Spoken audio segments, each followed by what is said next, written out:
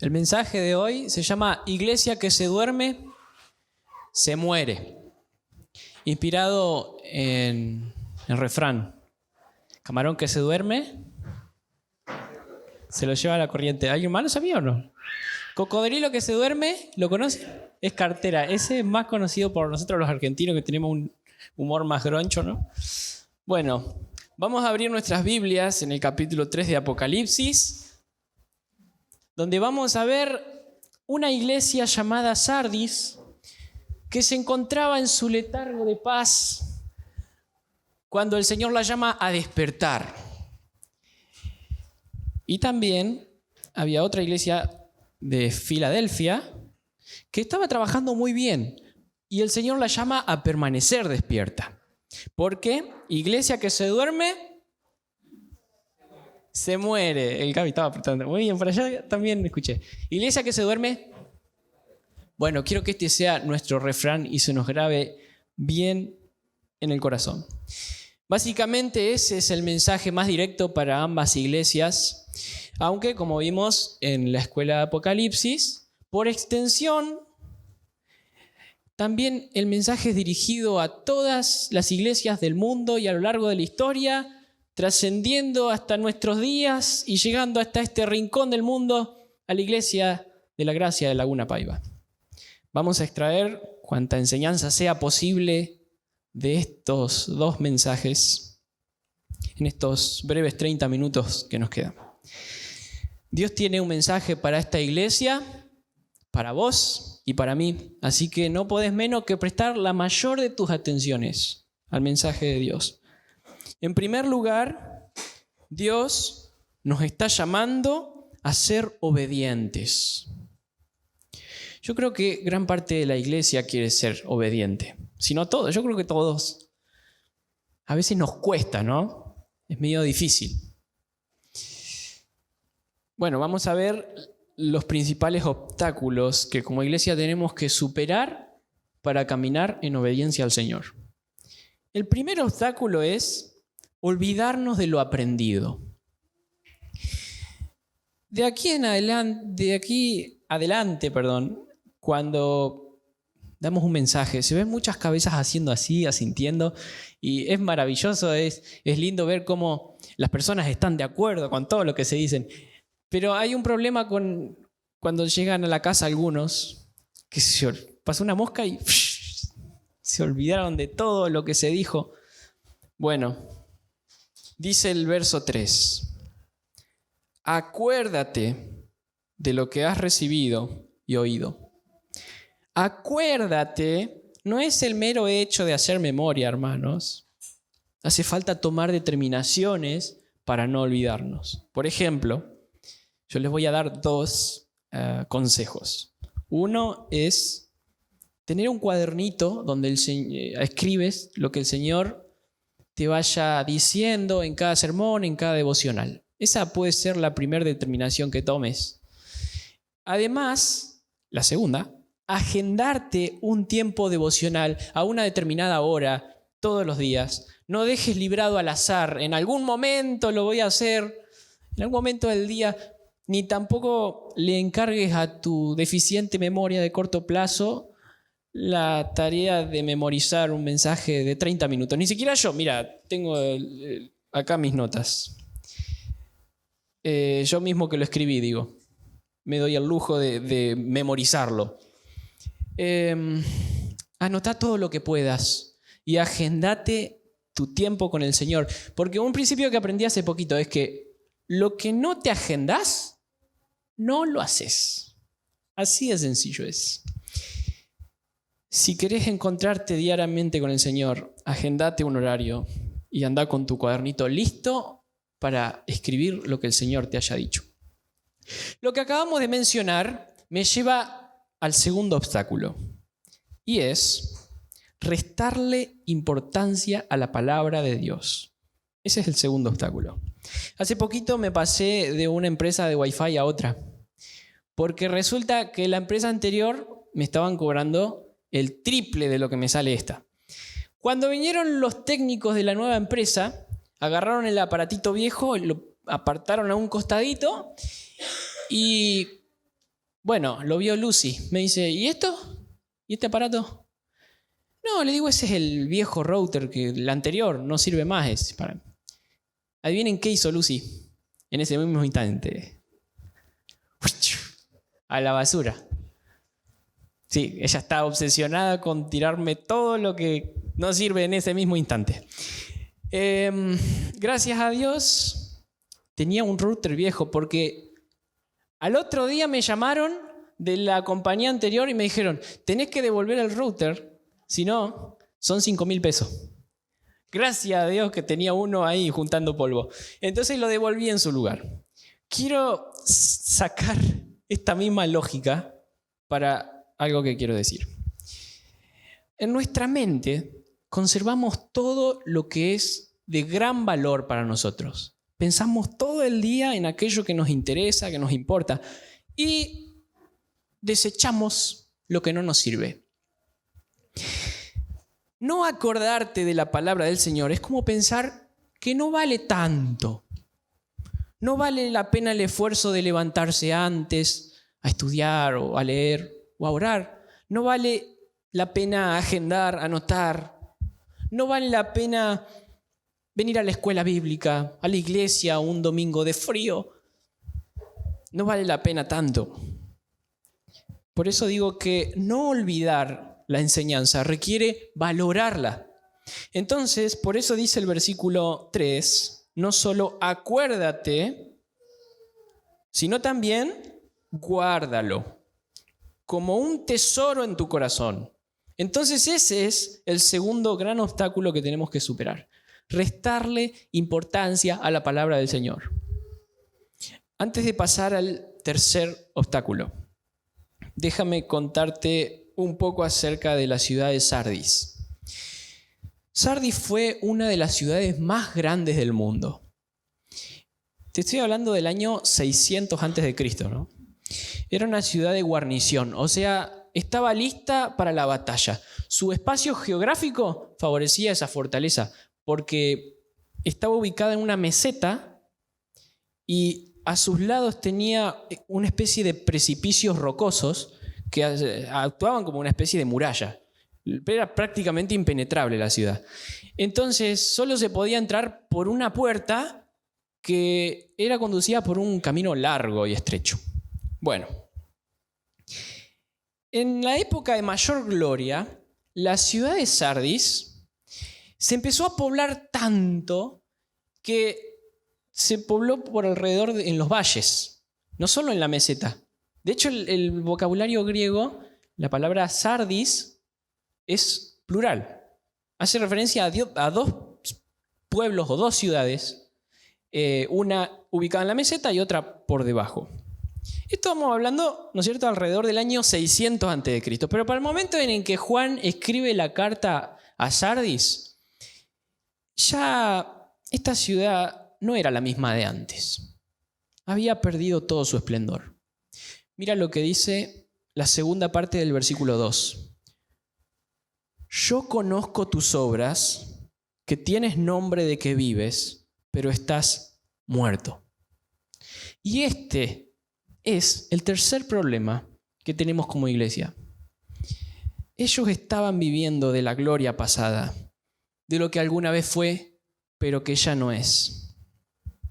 El gran problema de algunas personas es vivir de la gloria pasada. Alguna vez me bauticé, alguna vez colaboré, alguna vez serví, alguna vez predicaba, invitaba, evangelizaba, tocaba un instrumento, alguna vez estuve a cargo de un ministerio, ejercitaba mis dones, alguna vez cantaba de corazón, alguna vez la iglesia fue mi casa, alguna vez podía mirar a mis hermanos a los ojos, pero hoy ya no.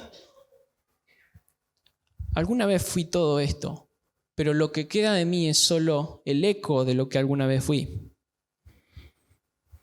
El mensaje para la persona que vive de la gloria pasada es este. El Señor no te va a preguntar, ¿qué hiciste alguna vez cuando vengas? El Señor te va a preguntar, ¿qué estás haciendo? Porque vendrá repentinamente. Versículo 3 dice también, arrepiéntete Pues si no velas, vendré sobre ti como ladrón y no sabrás a qué hora vendré sobre ti. Y algunos también comentan que esto no se refiere a la segunda venida del Señor, sino a un castigo que viene de parte del Señor para aquellos que viven de la gloria pasada. Repaso los 3 obstáculos para superar. Eran olvidar lo aprendido, restarle importancia a la palabra de Dios y vivir de la gloria pasada. Dios nos está llamando, hermanos, a ser obedientes. En segundo lugar, también es un llamado a ser vigilantes. Y quiero que te lo grabes bien en la memoria. Les cuento ahora cómo fue que cayó esta ciudad tan gloriosa de Sardis. Resulta que esa fortaleza geográfica también era su talón de Aquiles. Se le formaban como surcos, como una especie de grietas a las rocas. ¿Y qué fue lo que pasó? Bueno, el rey de Persia, llamado Ciro, ofreció recompensa para quien tomara la puerta de la ciudad de Sardis. Esa misma noche, un soldado persa se escabulló y subió por las grietas de la meseta y halló la puerta de la ciudad desprotegida. Y la tomó con un grupo, con un pelotón de gente pequeño, pero la tomó.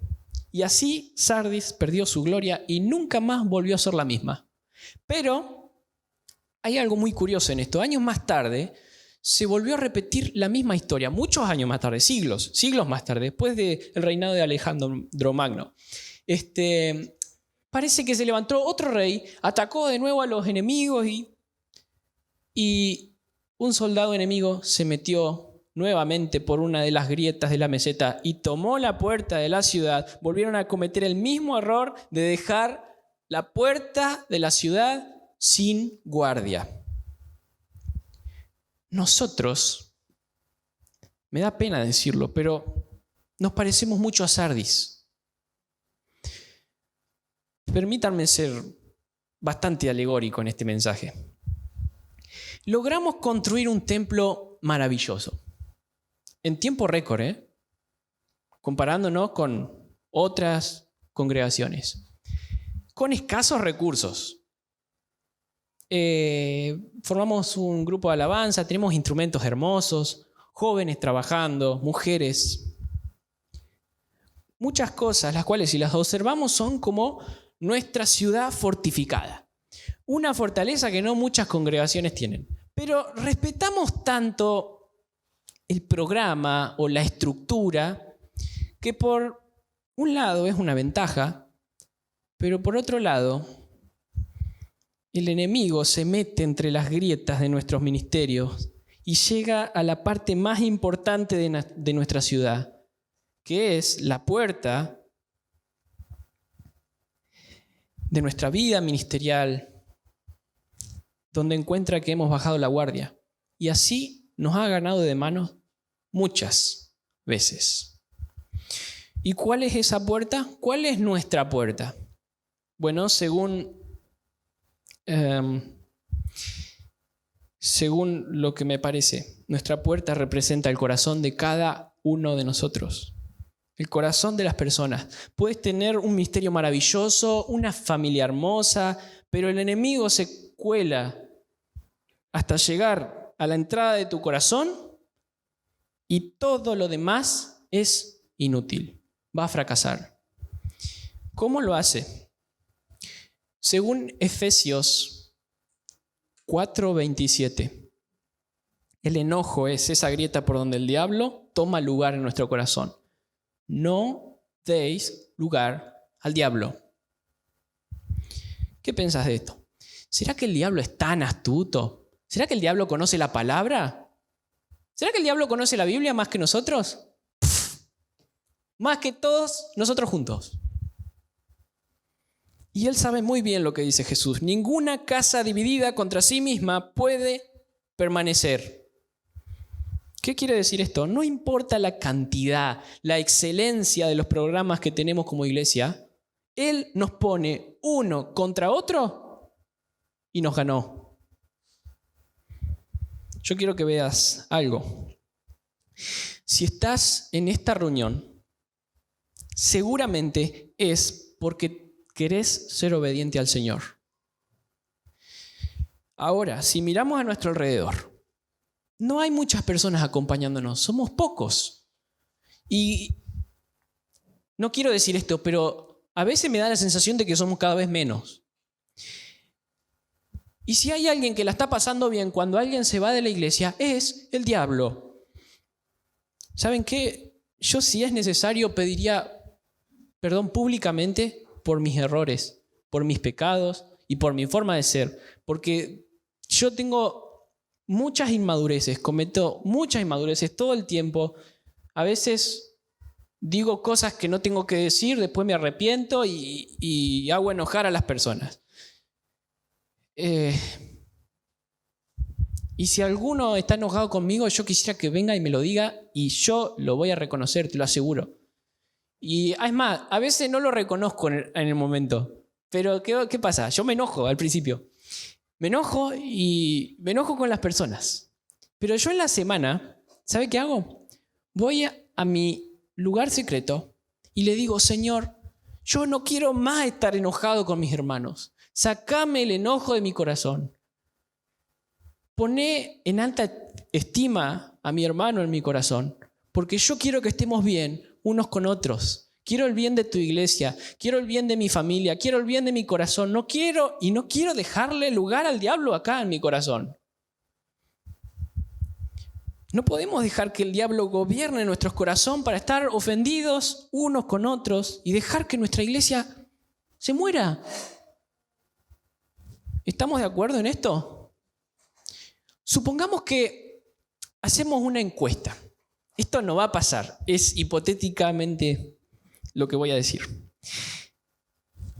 Supongamos que hacemos una encuesta y preguntamos ¿cuántos están ofendidos o enojados con alguna persona, ya sea un predicador, un miembro de la alabanza, un miembro de la congregación, con alguien que se fue, con alguien que vino, con alguien que fue y se vino? ¿Cuántas personas creen que dirían que sí están ofendidos o enojados? No me respondan. Yo le voy a decir lo que creo. Yo creo que todos, o la gran mayoría, está enojada con alguien o está ofendido por algo. Bueno, ese es el problema de nuestra iglesia. Privilegiamos la programación por sobre la reconciliación. No sé si me explico. Venimos a la iglesia y estamos muchas horas cumpliendo la rutina de un cristiano en su religión, pero olvidamos la parte más importante, que es la relación entre unos con otros. Venimos a servir y cuando nos ofendemos, servimos enojados. En vez de hacer lo que dice el Señor clarísimo, deja tu ofrenda, espera, anda primero a reconciliarte y después vení y ofrecé. ¿Ves cuál es el problema? Estamos dispuestos a venir a limpiar tal vez, a tocar un instrumento, a armar el sonido, a todo, pero no estamos dispuestos a venir una hora antes a dialogar con un hermano con el cual tenemos algún conflicto. Si en esta iglesia no aprendemos de una vez por todas a preferir la reconciliación por encima de la programación, que también está bien la programación, vamos a morir. No dejemos que el diablo se meta por esas grietas de esta iglesia. Si estamos enojados con alguien, tienes tiempo hasta la noche para abandonar ese enojo y buscar la reconciliación. De lo contrario, estás dejando entrar al diablo acá y que gobierne. Dios nos está llamando a ser una iglesia vigilante. El versículo 3 dice, pues si no velas, vendré sobre ti como ladrón. Lo primero que debemos hacer cuando tenemos este problema es velar, orar, como lo dice el Señor.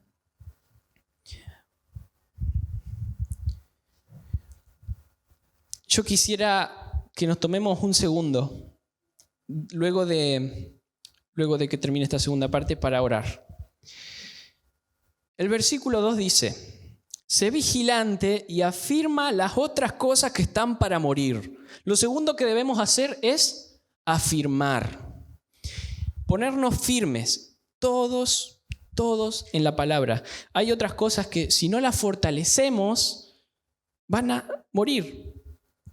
Esto significa que necesitamos fortalecer a cada persona en la palabra del Señor para que no se vayan también. Y también dice el verso 10, retén lo que tienes.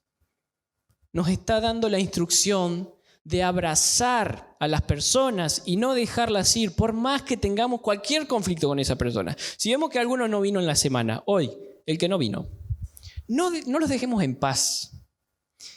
No digo que le peguemos un reto, pero no dejemos que pase esta semana sin que le preguntemos qué le pasó, que no vino. A veces pasan cosas y las personas no pueden venir. A veces no pasa nada y tampoco vienen.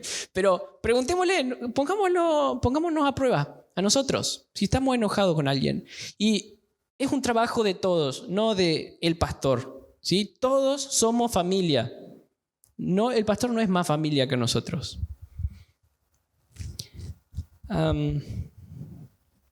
Retener es la tercera instrucción. No dejar ir a las personas. Podemos dejar un segundo en pausa este sermón. Yo les voy a pedir 1 minuto y medio, 2 minutos para el que ora largo, ¿sí? Vamos a orar tomando grupos de a 3. Ahí nomás en la filita que tenés, toma 2 o 3 personas y, si es posible, ponete de rodillas y orá al Señor para que nos una como iglesia, para que podamos estar firmes las personas que están para morir, para que además podamos retener las personas que se quieren ir. ¿Les parece bien? ¿Podemos orar? Tomemos ahora un segundo. Quiero decir que esto lo tenemos que hacer todos los días. No digo que nos juntemos de a 3, pero ojalá. Todos los días, hermanos, pongamos en nuestra agenda orar por las personas de nuestra iglesia, por nuestra iglesia, por el crecimiento de nuestra iglesia. Empezar por ahí, empezar por velar, por afirmar, por retener a las personas.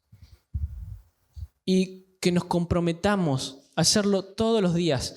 No te digo que te pasé 2 horas, 20, con 2 minutos que dediques a esto, a orar para que nos una al Señor, para que quite las divisiones que hemos causado.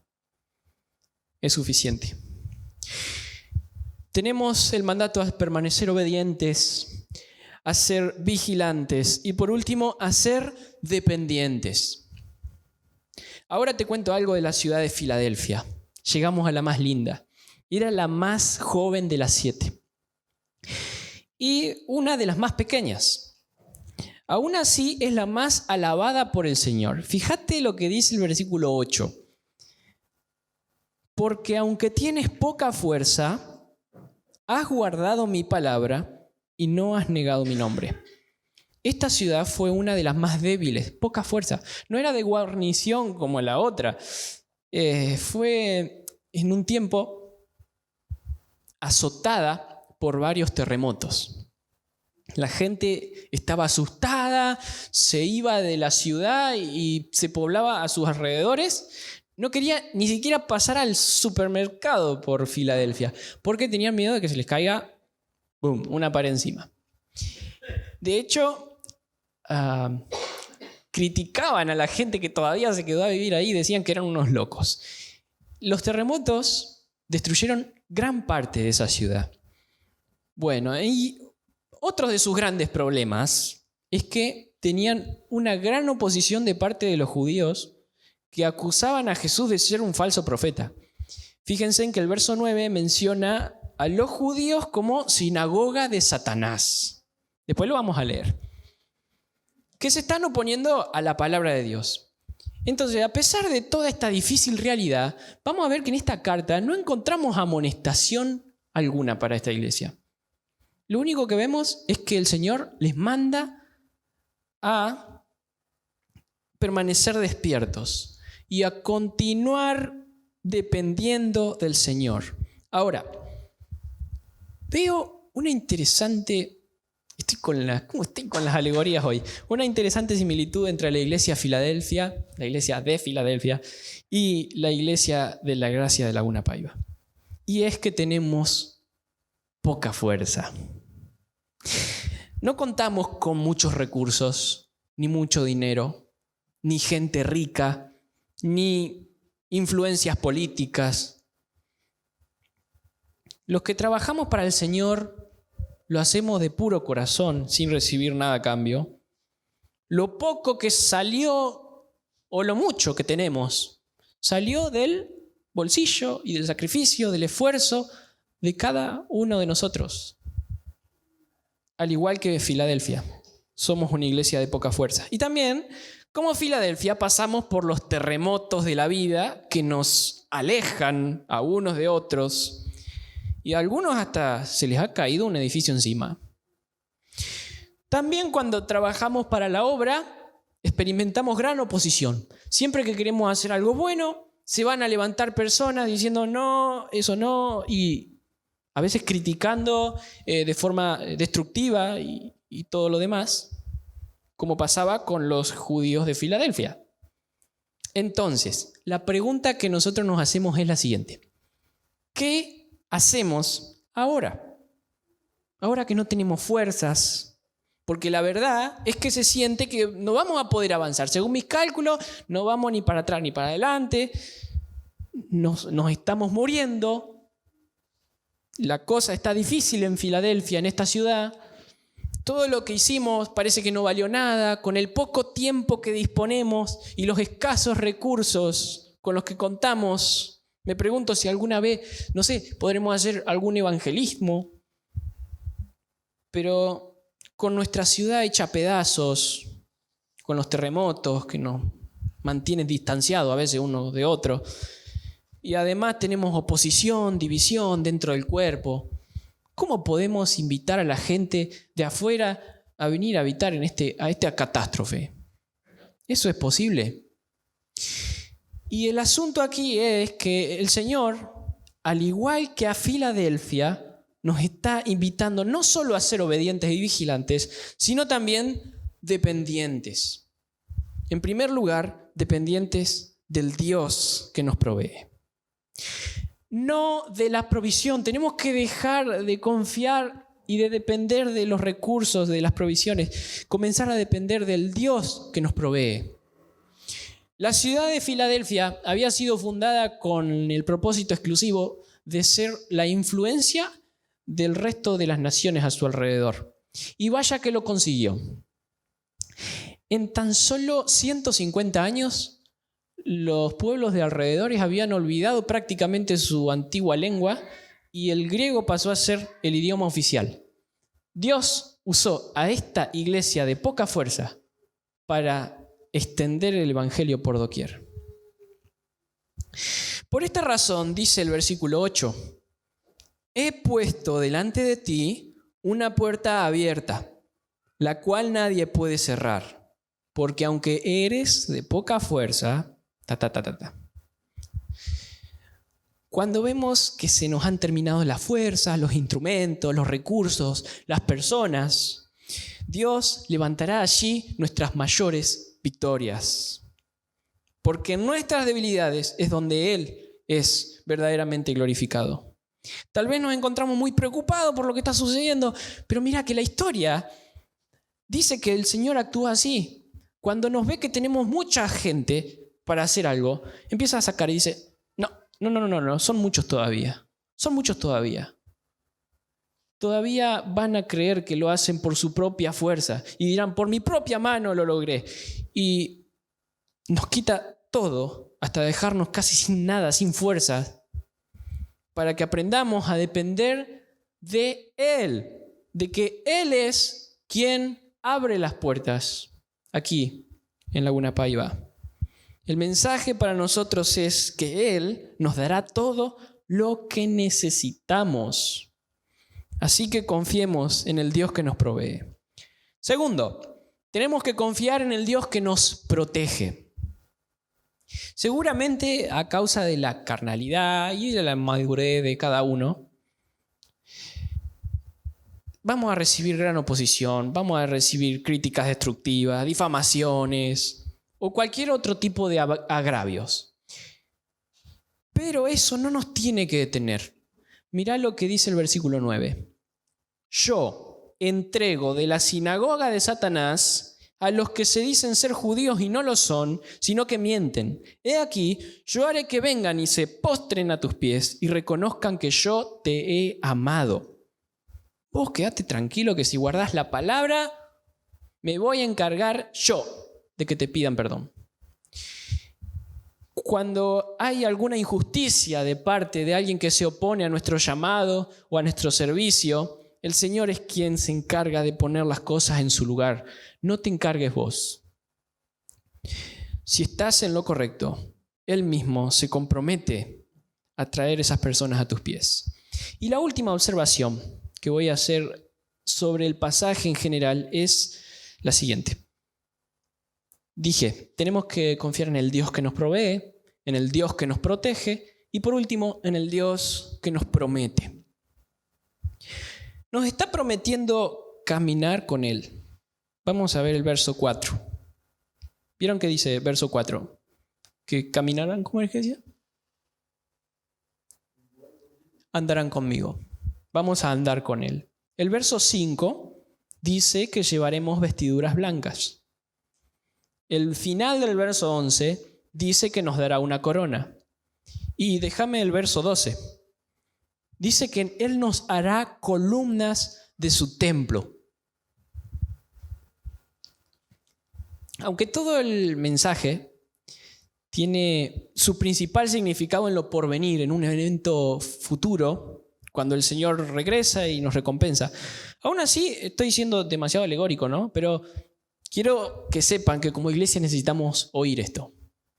Cuando se menciona en el verso 12 que seremos columnas de su templo, significa que seremos una parte imprescindible de su reino. Y eso es un tremendo honor para nosotros. Si estuviera hablando de un ladrillo, una pared, bueno, pero una columna, si la sacás, la estructura se cae. La persona que camina en obediencia es tan importante en la iglesia que si falta, ya se nota demasiado. Y ese lugar, si bien es un privilegio, también es una gran responsabilidad, porque la iglesia descansa en que vos vas a estar ahí trabajando. Uno de los comentarios que leí decía que el Señor te premia por tu trabajo con más trabajo.